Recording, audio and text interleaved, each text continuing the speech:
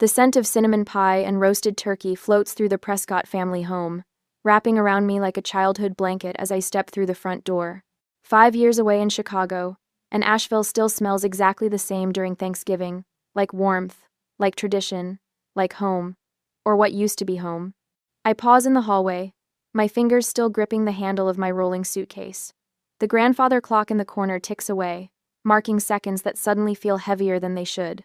Mom has already disappeared into the kitchen after a brief, perfunctory hug, leaving me alone with the familiar family portraits lining the walls.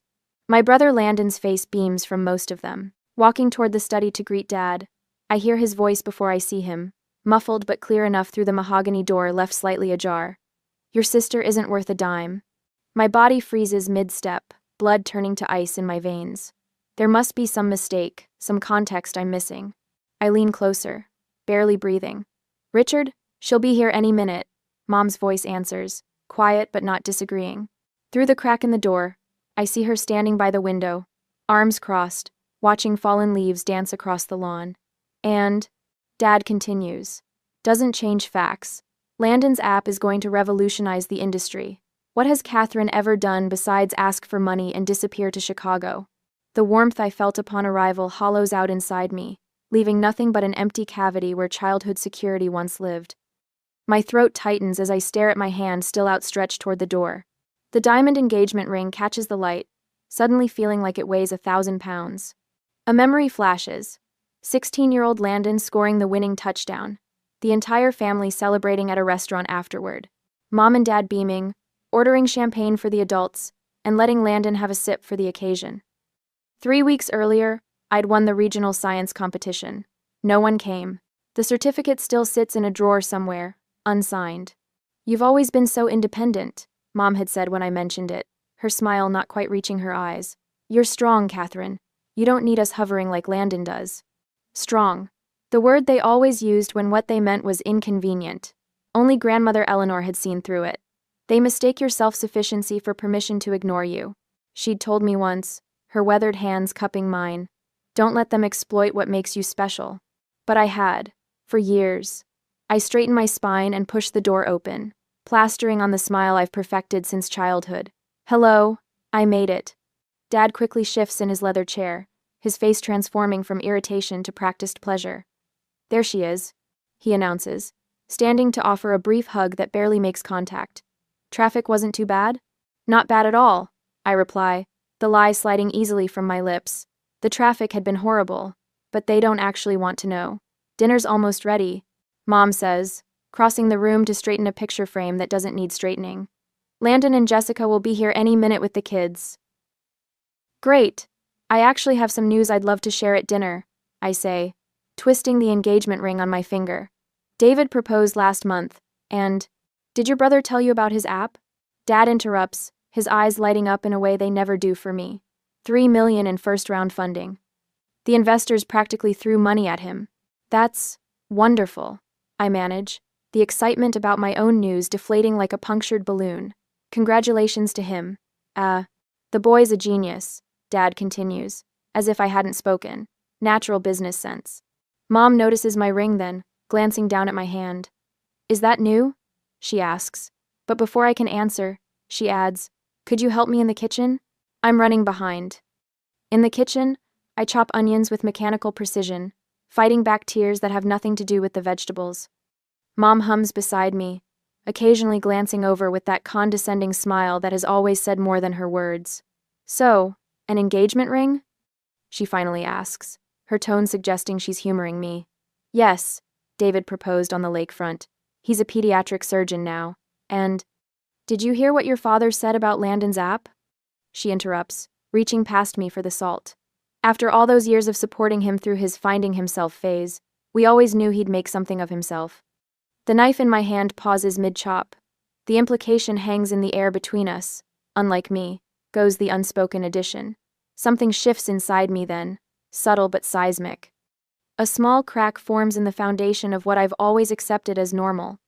The knife resumes its rhythm. But behind my polite nod and appropriate murmurs of interest about Landon's success, a quiet determination begins to form.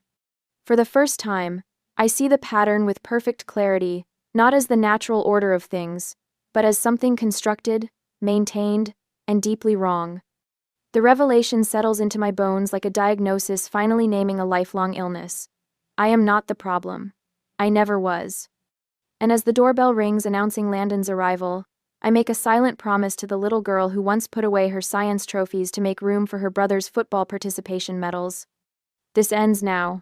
The digital clock on my nightstand flips to 2:17 a.m. as I stare at the ceiling, sleep a forgotten luxury. Dad's words from earlier today replay like a broken record. Your sister won't see a penny of what's left from Mom's estate. We've already decided. I couldn't have misheard. Not twice in one day. My laptop beckons from my overnight bag. A strange calm washes over me as I slip out of bed, the hardwood floor cold against my bare feet. Grandma Eleanor's voice echoes in my memory. Trust your instincts, Catherine. They've never led you astray. The blue glow of my screen illuminates the guest bedroom as I log into my banking portal. What begins as curiosity transforms into methodical investigation. I create a new spreadsheet, fingers flying across the keyboard with surgeon-like precision. Each transaction tells a story I've been too blind to read. Family emergency. Dad had called it in 2017.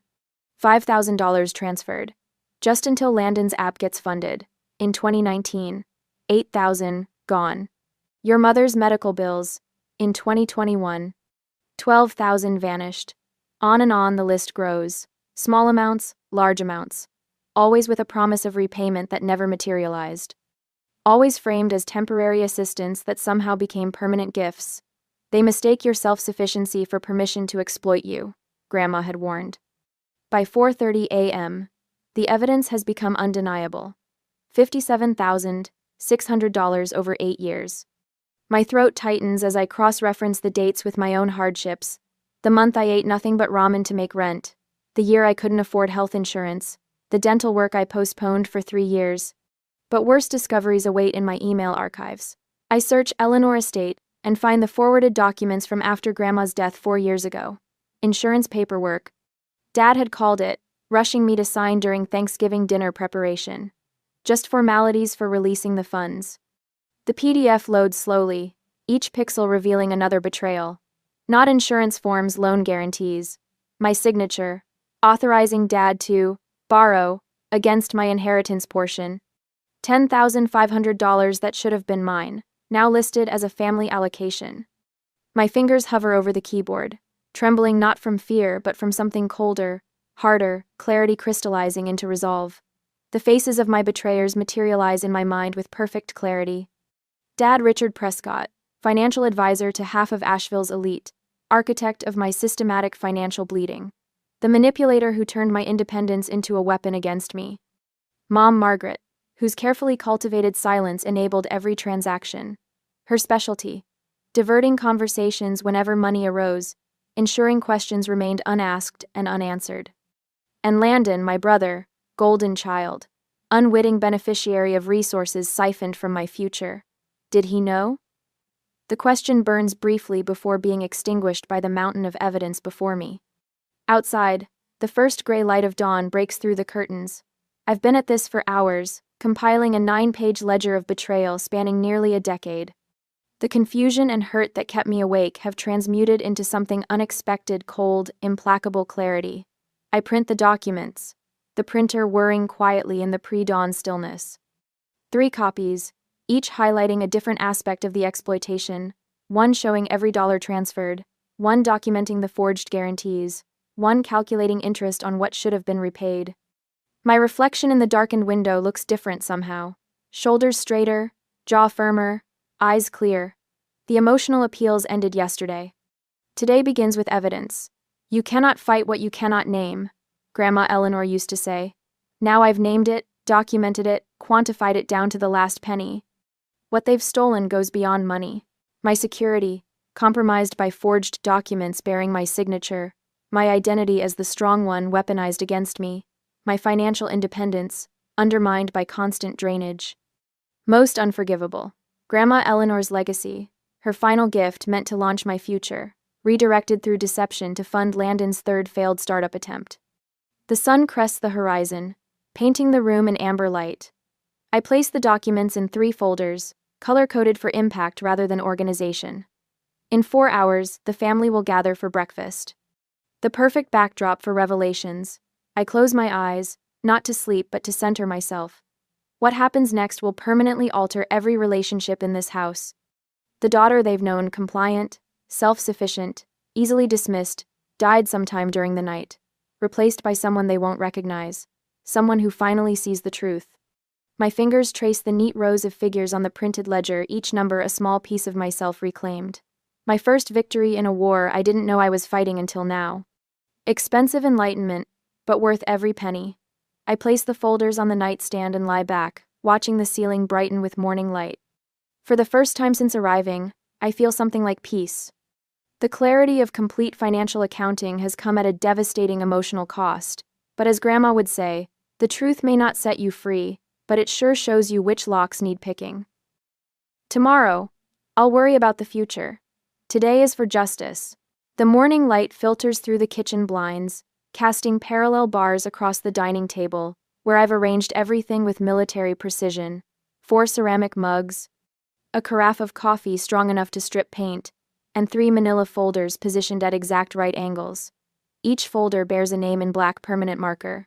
Richard, Margaret, Landon. My handwriting, normally a rush scrawl, appears oddly calm on the labels, belying the hurricane in my chest. I check my watch. 7:28 a.m. The sound of footsteps and morning complaints drifts down from upstairs. They'll be here in moments, stumbling into what they think is just another family breakfast. My fingers trace the edge of the center folder. 9 pages of financial records. 8 years of calculated exploitation. $57,600 in emergency loans that were never emergencies and never loans. The numbers dance in my vision like an accusation. The stairs creak. I straighten my spine and pour coffee into each mug with deliberate slowness.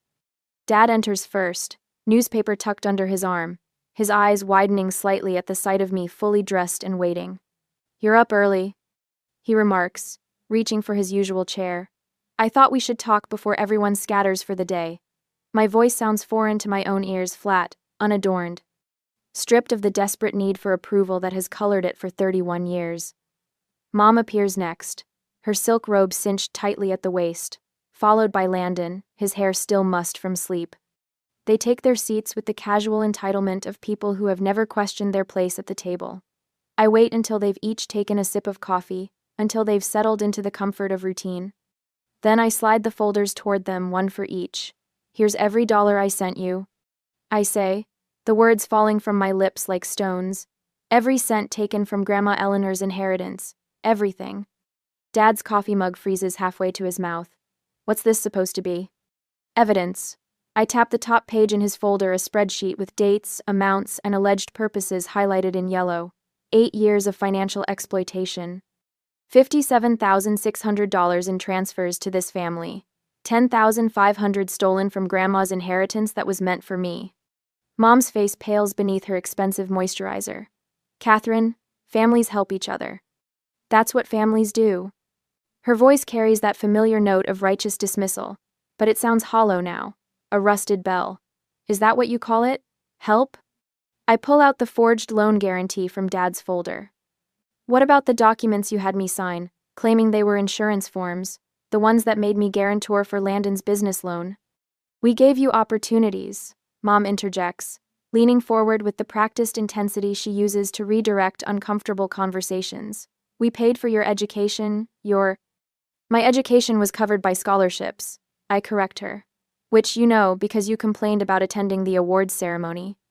Landon reaches for his folder with visible reluctance, his fingers trembling slightly as he flips through the pages. His eyes widen at a highlighted transfer from 3 years ago, $20,000 for medical emergency that coincided perfectly with his startup's launch date. "You took her money for my project?" he asks our parents, voice cracking slightly. The question hangs in the air between them, met with telling silence. Something shifts in the room, then a subtle transfer of power. For the first time, I see doubt cloud my brother's face as he stares at our parents. The golden sun glimpses his own tarnished pedestal. "I've spent my life believing I wasn't worth your attention." I continue, my voice steady, despite the emotional turmoil roiling beneath the surface. "But I was worth stealing from, wasn't I?" Dad recovers first, his businessman's composure sliding back into place. These are family matters, Catherine. Not everything is a balance sheet. Your grandmother would understand. No. The word rings across the table with quiet authority. She wouldn't. That's why you waited until after she died to take her money. I pull a small brass key from my pocket, running my thumb over the word engraved on its bow. Boundaries. Grandma Eleanor's last gift to me. Symbolizing her garden shed where she retreated when family became too much. The place where she'd taught me that worth isn't measured in approval. I've canceled all recurring transfers from my accounts to yours. I inform them, pocketing the key again.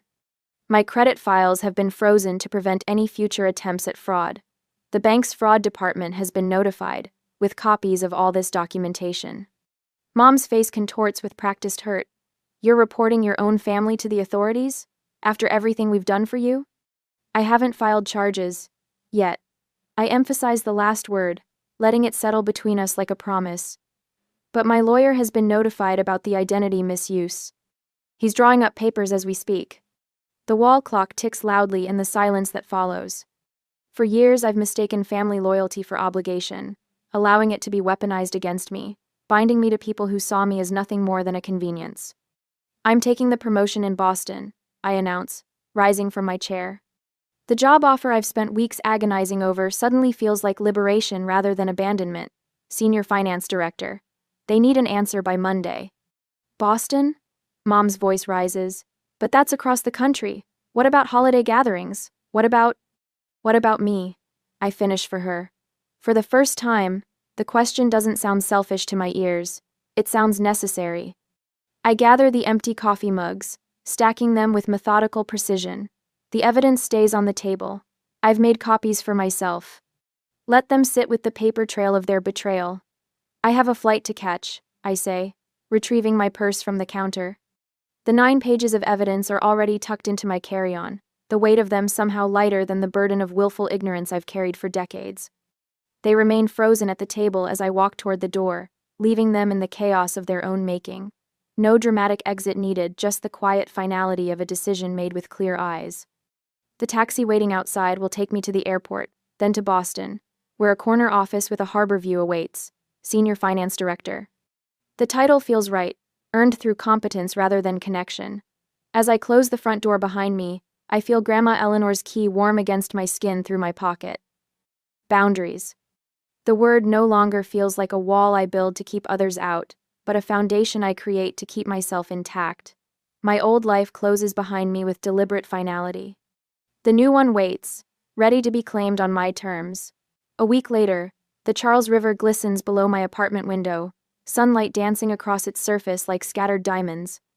I press my palm against the cool glass, allowing myself a moment to breathe in this view that now costs me an extra $30,000 a year. Worth every penny for the distance it creates. Miss Prescott? The security consultant clears his throat behind me. We're finished with the final installation. I turn, surveying my transformed living space. New locks, security cameras at the entrance, a private number unlinked from any family contacts. The walls are freshly painted a deep burgundy, my choice, not Mother's preferred pastels that always made me feel like I was living inside a baby's nursery. Perfect. I sign the final payment authorization. And you're certain about the protocols we discussed? He nods, professional and crisp. Anyone claiming to be family will be flagged immediately. They won't get past the building entrance without your explicit approval.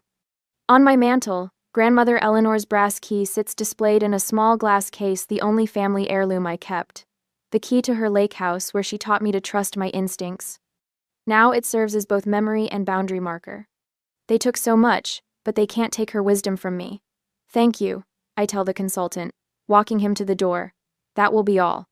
Once alone, I open my laptop, continuing the meticulous organization of financial records that's consumed my evenings since arriving in Boston. 8 years of transactions, color-coded and annotated. Potential legal exhibits labeled and cross-referenced. Jennifer Maxwell, my attorney, called it the most thorough client documentation she'd ever seen. The email notification appears while I'm double-checking a particularly damning bank statement from 2022. Mother's name in bold, subject line, "Please reconsider what you're doing to this family." The message arrives 3 weeks after my departure, right on schedule. I click it open. already knowing the emotional bullets waiting inside. Catherine, I've barely slept since Thanksgiving. Your father is devastated by your accusations. After everything we've sacrificed for you, how could you repay us with such cruelty? Landon asks about you constantly. Please come home so we can talk about whatever confusion has caused this behavior. I save the email to my evidence folder without responding. The timestamp matters for establishing the pattern. My phone rings a Boston area code I don't recognize. Catherine Prescott speaking. I answer, professional tone firmly in place. Miss Prescott? Thomas Berger here from East Coast Investments. I'm an old friend of your father's. He's concerned about you and asked if I might reach out, see if we can smooth things over. The first business associate deployed. I make a note of the name and company while responding. Mr. Berger, I appreciate your call, but this is a private matter. Please don't contact me again regarding my family. Before I can hang up, he adds, your father mentioned you might be under significant stress, perhaps affecting your judgment. He only wants what's best. Goodbye, Mr. Berger. I end the call, adding his information to my growing spreadsheet of flying monkeys. Father must be truly worried to activate his business network this quickly. The pattern accelerates over the next few days. Cousin Sarah calls, voice breaking with carefully manufactured concern about my mental state. Uncle Peter leaves a voicemail suggesting I'm throwing away my inheritance over a misunderstanding. 3 distant relatives. Barely know. Send tearful messages about healing the family. Meanwhile, the narrative spreads through carefully crafted social media posts. Mother shares throwback photos with captions like, missing my daughter, praying she finds peace. Father's country club friends comment with thinly veiled suggestions about young professionals burning out, and family is everything during a crisis. I screenshot everything, adding it to my evidence file. They're following the narcissist's playbook to the letter, Jennifer Maxwell says when we meet in her downtown office. Sunlight glints off her steel-framed glasses as she reviews my latest documentation. First denial, then recruitment of allies, then attacking your stability. Will it work against us? I ask, watching her expression carefully. Jennifer shakes her head, red curls bouncing against her shoulders. Not with this level of financial evidence. The forged signatures alone are enough for criminal charges if you wanted to pursue that route. I don't want them in jail, I explain, remembering Father's face when I confronted him. Not remorse, fear of consequences. I want them legally prevented from ever accessing my finances again. She nods, understanding. We'll continue building the case. Meanwhile, I've arranged for you to meet with Samuel Winters tomorrow, best financial security expert in Massachusetts. He'll review the forged documents. I leave Jennifer's office with a stronger step, heading directly to my therapist's building 10 blocks away. Dr. Patterson's office feels like neutral territory, the only place where I don't need to maintain my defenses. The flying monkeys are exactly what we anticipated, she says after I describe the week's contacts. How are you managing the emotional impact? I consider the question seriously. Better than expected. Each attempt feels predictable now, less destabilizing. I've named the pattern, so it's lost some power. Dr. Patterson smiles slightly. That's significant progress. And your workplace boundaries? Secure, I confirm. Lisa has been extraordinary. Lisa Bennett, my department director and unexpected mentor, had immediately understood the situation when I requested privacy protections. She'd implemented them without questions, then offered her personal support over lunch. Anyone trying to reach you will go through me first, she'd promised, eyes sharp with recognition of abuse patterns. I've dealt with something similar. Your career won't suffer because of their actions. Outside Dr. Patterson's office, my phone buzzes with Michael's text. Meeting finished early. Dinner at my place tonight? Made your favorite pasta. To my 4. Michael Carter, my fiancé, the unwavering center in this hurricane. He'd listened to every horrifying revelation without judgment, helped me compile evidence at 3 a.m., and never once suggested reconciliation would be easier than justice. I text back a simple, yes please, be there at 7, feeling my shoulders relax for the first time today. The escalation arrives the next morning. A certified letter from Hampton and Associates, my father's longtime legal counsel. I photograph the envelope before carefully opening it. This firm represents Richard and Margaret Prescott regarding defamatory statements made by Catherine Prescott to multiple parties. Cease and desist all communications regarding alleged financial improprieties or face significant legal consequences. I forward the image to Jennifer immediately, then continue my morning routine without breaking stride. Their predictability makes this easier. By afternoon, the true damage appears. Samuel Winters calls directly, voice tight with urgency. Miss Prescott, I've completed the initial review of your accounts. There's an outstanding loan of $85,000 against your credit taken out 3 months ago for Prescott Development, LLC. The signature matches your father's handwriting, not yours. My stomach tightens, but I keep my voice steady. Document everything, please. Can you check if there have been any recent attempts to access my investment accounts? The pause tells me everything before he speaks. Yes, 2 attempts yesterday citing a family emergency authorization. The requests were denied. I end the call and stand at my window, watching the river flow inexorably forward. The board is set exactly as I predicted, every move calculated to break my resolve or frighten me into submission. My office phone rings the front desk security. Miss Prescott? There's a Margaret Prescott here insisting on seeing you. Says she's your mother. She's becoming quite agitated. Mother's surprise ambush right on schedule. Please escort her from the building. She is not permitted contact with me under any circumstances.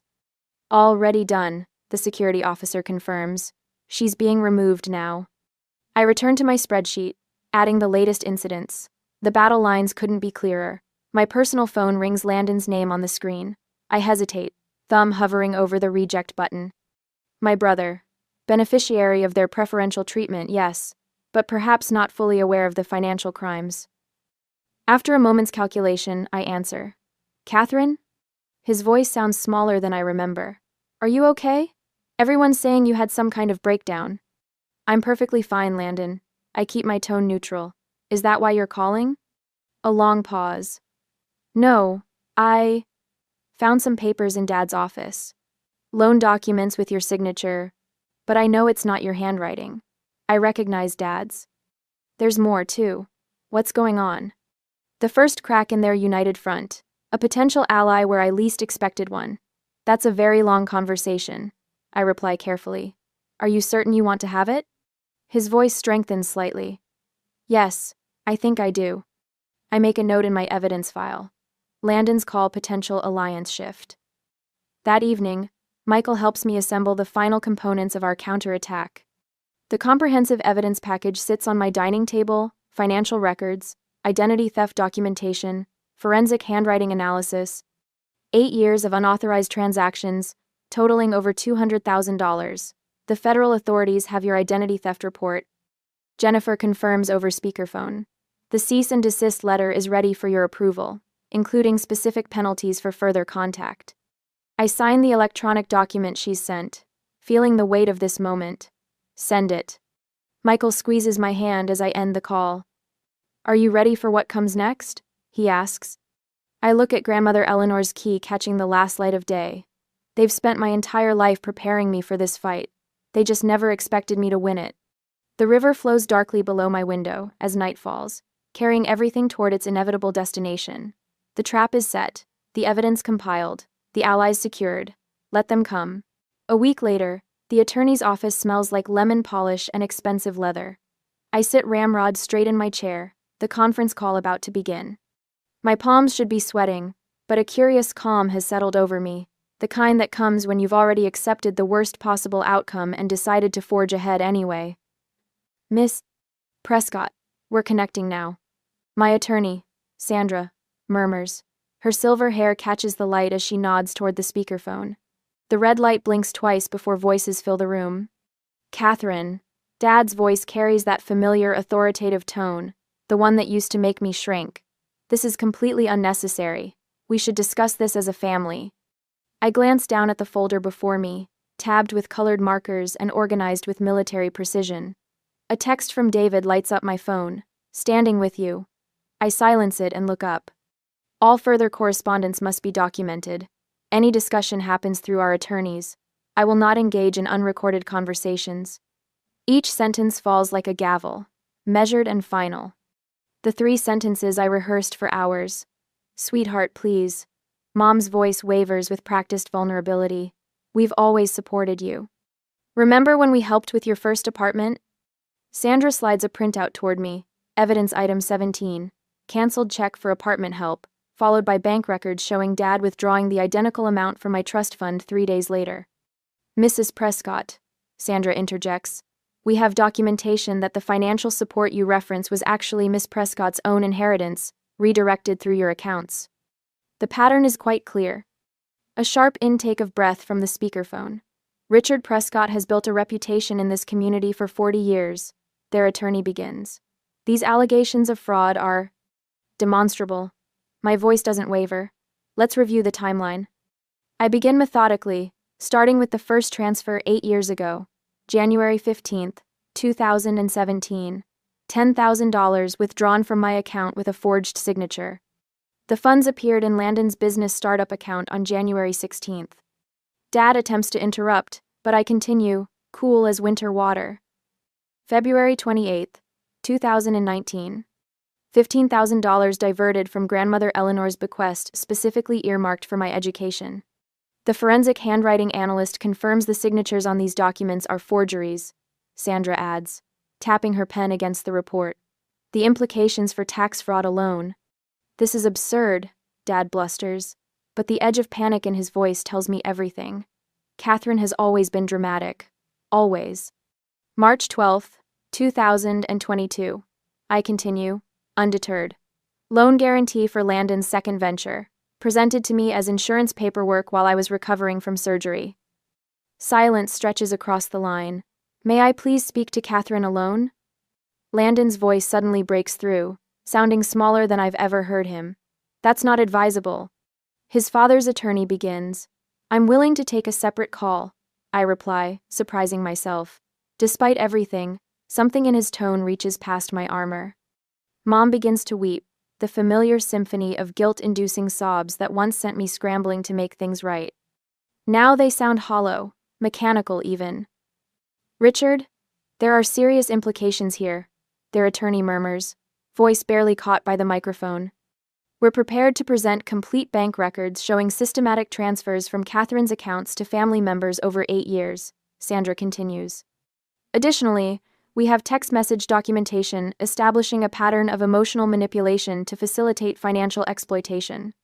I flip to the final page of my evidence folder. Screenshots of texts.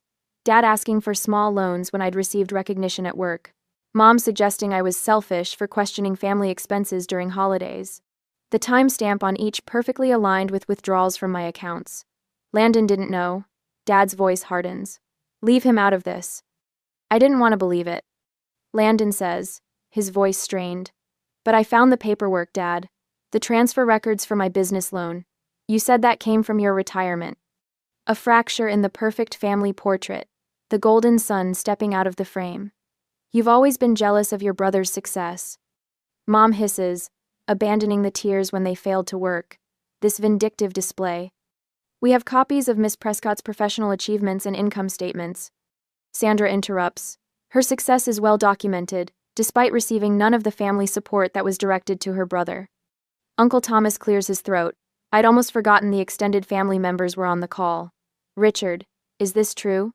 Eleanor's inheritance was specifically for Catherine's. The money stayed in the family, Dad snaps. It's all the same pot. It wasn't yours to take, I say, each word crystalline in its clarity. Our settlement terms are as follows. The demands flow from me like a river breaking through a dam. Full financial restitution with calculated interest. Legal acknowledgement of the fraud. A binding no-contact agreement with financial penalties for violations. Public correction of the family support narrative they've cultivated. A written apology for the theft of grandmother's inheritance. When I finish, the silence stretches so long I wonder if the call has dropped. You can't possibly expect, Dad begins, but for the first time in my life, his voice holds no power. Those are my terms. The words emerge steady, uncompromising. Mom's crying has stopped entirely. The performance has ended. The audience has left. I'll call you separately, Landon says, resignation, and something like respect in his voice. I look down at my evidence folder, thinking of the years spent believing I was less valuable, less loved, less worthy of protection. The perfect ledger of transactions telling a different story. Not of my inadequacy, but of their exploitation. This ledger is balanced. I say, closing the folder with a finality that echoes through the room. The accounts are settled. As Sandra disconnects the call, I feel the weight of expectation and obligation slide from my shoulders. In their place grows something new, something that belongs entirely to me. Freedom built on truth's unshakable foundation. 6 months later, the Boston apartment catches the late afternoon light, transforming ordinary objects into something extraordinary. I run my fingers along the bookshelf I built myself, touching the framed photo from the Harborside wedding 3 months ago. Michael's eyes crinkle at the corners as he smiles at me instead of the camera, his hand wrapped protectively around my waist. The scholarship committee approved 5 more applicants. I call out as Michael enters with groceries, young women who might otherwise fall into the same traps I did.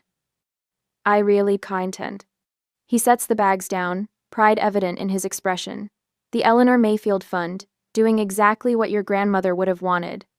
The monthly financial self-defense workshop flyer sits on my desk, featuring testimonials from previous participants. Teaching others to recognize the warning signs of exploitation heals something in me with each session. Sometimes I still expect to feel their absence like a wound. I admit, leaning against the kitchen counter, but it feels more like clarity now, like finally seeing through clean glass after years of looking through smudged windows. Michael kisses my forehead. Your chosen family showed up beautifully for the wedding. I smile, remembering my colleagues from the finance firm, where I now serve as senior director, my therapist seated discreetly in the back row, the women from my support group cheering loudly as we exchanged vows. Even Landon attended, standing quietly at the periphery, our fragile reconnection still finding its footing. Dr. Warner says I've made remarkable progress.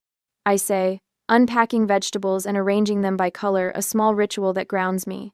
Processing family trauma takes time, but I'm not letting it define my future anymore. My phone buzzes with a text from Jenna, my newest friend who knows nothing of my past but respects my boundaries without question. This relationship, built on mutual respect rather than obligation, feels revolutionary. At my desk, I open the leather-bound journal, where I've documented my healing journey, each entry marking small victories and occasional setbacks. The early pages detail panic attacks and nightmares. Recent entries celebrate peaceful sleep and genuine laughter. I no longer apologize for my boundaries. I write in today's entry. What once felt like weakness, asking for respect, now feels like my greatest strength. The email from Margaret sits in a folder I rarely open. I saved it not as a tether to the past, but as a reminder of how far I've traveled. Its power to trigger anxiety has diminished with each passing month. 3 scholarship recipients arrive for their mentoring session, eager young faces lighting up when they spot the refreshments I've prepared. Teaching them about financial independence and boundary setting transforms my painful past into purposeful present. My parents always made me feel selfish for saying no, admits Alicia, the youngest at 19. Your boundaries deserve respect, I tell her, remembering my grandmother's words. Family isn't who shares your blood, it's who treats your spirit with dignity. Later, I stand by the Charles River as sunset paints the water gold. Michael's warm hand finds mine as we watch sailboats return to harbor. You've built something beautiful from the wreckage, he says softly. Back home, the brass key mounted on our wall catches the last light of day, engraved with boundaries. It represents not what I've locked away, but what I've finally allowed myself to open. In my journal, I write the final entry for this chapter of my life. Family isn't who invests in your worth without demanding repayment. It's who sees your value as inherent, immeasurable, and never for sale. Grandmother Eleanor taught me that knowledge is power, dignity is non-negotiable, and boundaries are sacred. In claiming these truths, I've finally inherited what matters most, a sense of self no one can exploit or diminish. My worth was never measured in dollars. It was always measured in courage.